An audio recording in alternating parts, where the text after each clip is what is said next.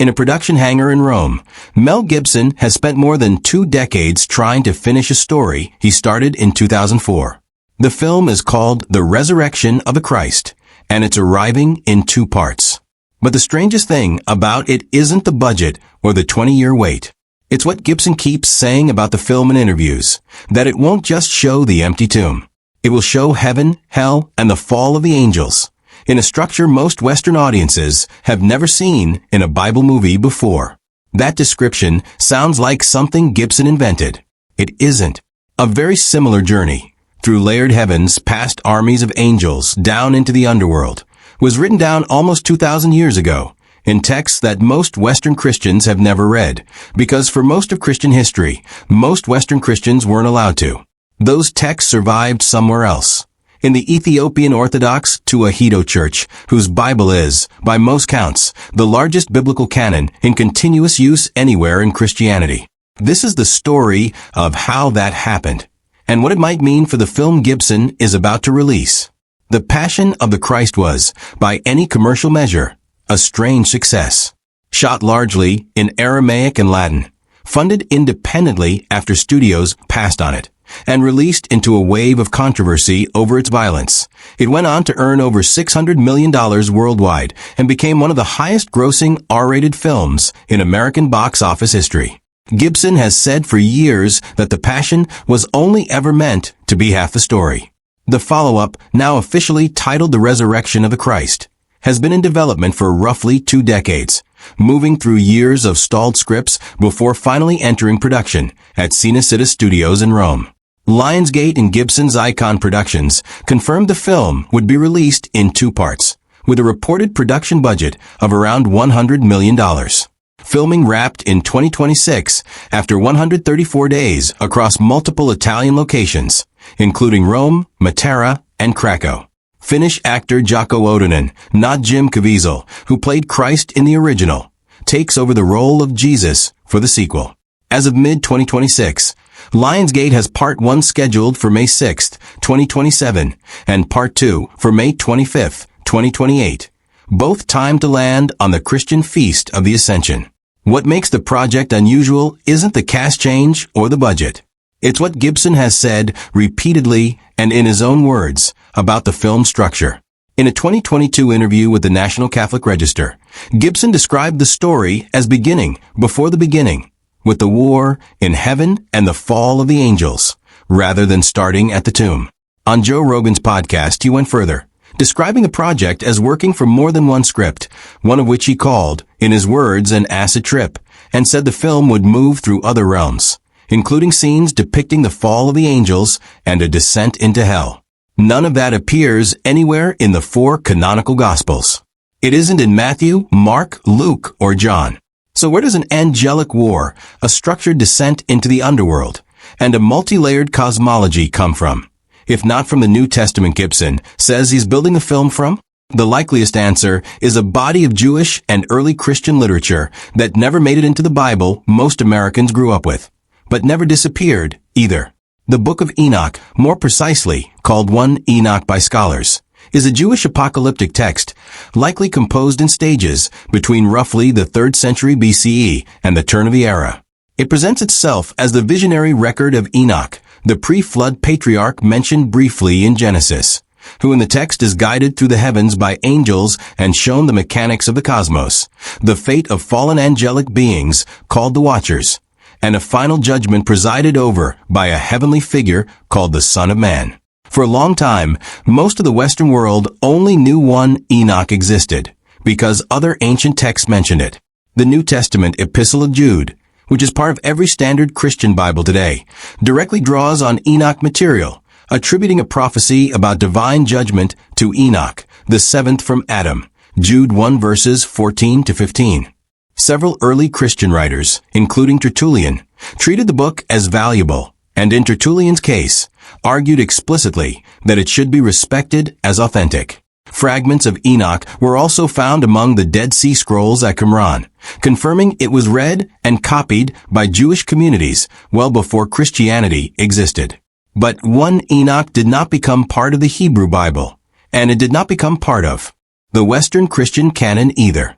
As Christian communities argued for centuries over which texts counted as scripture, Enoch consistently ended up outside the boundary, not because of one dramatic edict, but through a slow, uneven process across different regions and church councils, in which lists of accepted books were drawn up and books like Enoch Jubilees and the Ascension of Isaiah were left off. By late antiquity, most Greek and Latin manuscripts of the complete text had stopped being copied, and the full book essentially vanished from Western circulation for well over 1,000 years. Except in Ethiopia. The Ethiopian Orthodox Tewahedo Church traces its Christian roots to the 4th century, when Christianity became the state religion of the Kingdom of Aksum, making it one of the oldest continuously Christian nations on earth, converting around the same time as the Roman Empire itself. Its scriptures were preserved in Guizi, the classical liturgical language of the Church, and its geographic and political isolation from the councils and controversies of the Mediterranean world meant it never fully adopted the narrower canon that eventually became standard in Rome, Constantinople, and later the Protestant world. As a result, the Ethiopian biblical canon is, by most scholarly counts, the broadest in continuous use in Christianity, commonly cited as around 81 books, though the exact number varies depending on how certain texts are grouped, compared to 66 in most Protestant Bibles and 73 in the Catholic canon. Among the texts included are 1 Enoch, the Book of Jubilees, and the Ascension of Isaiah, all of which exist today in complete form almost exclusively because Ethiopian scribes kept copying them for over 1,000 years after the rest of Christianity had largely let them go. This is where the physical evidence gets genuinely remarkable. The Garima Gospels, 2 illuminated gospel manuscripts held at the Abba Garima Monastery in northern Ethiopia, were radiocarbon dated by researchers connected to Oxford's Archaeological Science Laboratory to a range spanning roughly the 4th to 7th centuries, making them, by a considerable margin, among the oldest surviving illustrated Christian manuscripts anywhere in the world. Their existence wasn't widely known to Western scholarship until relatively recently, and their preservation, high in cliffside monasteries reachable in some cases only on foot or by rope, is part of a much longer tradition of Ethiopian monks hand-copying scripture on prepared animal skin parchment, generation after generation, long after printing had made the practice obsolete elsewhere. So what does the Ethiopian canon actually preserve that Western readers don't normally encounter? One section of 1 Enoch, known to scholars as the Similitudes or Parables, chapters 37 to 71, describes a heavenly courtroom scene centered on a divine judge called the Son of Man and the Chosen One, a figure seated on a throne of glory, judging both the righteous and the kings and the mighty, with imagery of fire, radiant whiteness, and cosmic authority. Scholars who specialize in Second Temple Jewish literature, including the late George Nicholsburg of the University of Iowa, whose hermeneutic commentary on 1 Enoch is considered a standard scholarly reference, have long argued that this Son of Man tradition shaped how later Jewish and Christian writers imagined a heavenly judge, including, plausibly, the author of the New Testament book of Revelation, whose vision of a glorified figure with hair white like wool, eyes like a flame of fire, and a voice like the roar of many waters, Revelation 1 verses 14 to 15, echoes phrasing and imagery found in Enoch and in the earlier prophetic vision of Daniel 7, which both texts draw on. This is a real and long-running conversation in biblical scholarship, not proof that Revelation copied Enoch, but solid evidence that they were drawing on a shared pool of Jewish apocalyptic imagery that Western readers today mostly encounter only secondhand, through Revelation itself. The Ascension of Isaiah is a separate, later text, likely composed in stages from the late 1st through 2nd century CE, making parts of it roughly contemporary with the New Testament, that expands on a brief, mysterious reference in Isaiah 6 into a full narrative. The prophet Isaiah is taken on a guided tour through 7 levels of heaven, each populated by different ranks of angels, and increasing in glory, before witnessing the beloved descend from the 7th heaven toward earth, deliberately concealing his glory at each level, so that the angels of the lower heavens don't recognize him, arriving finally as a human infant. The text explicitly frames this as something even angels were not permitted to fully understand in advance. Complete versions of this text also survive mainly through the Ethiopian tradition, Earlier Greek and Latin fragments exist, but nowhere near the full narrative preserved in Guizi manuscripts. Put those two texts together, and you get something very close to the outline Gibson has described in interviews.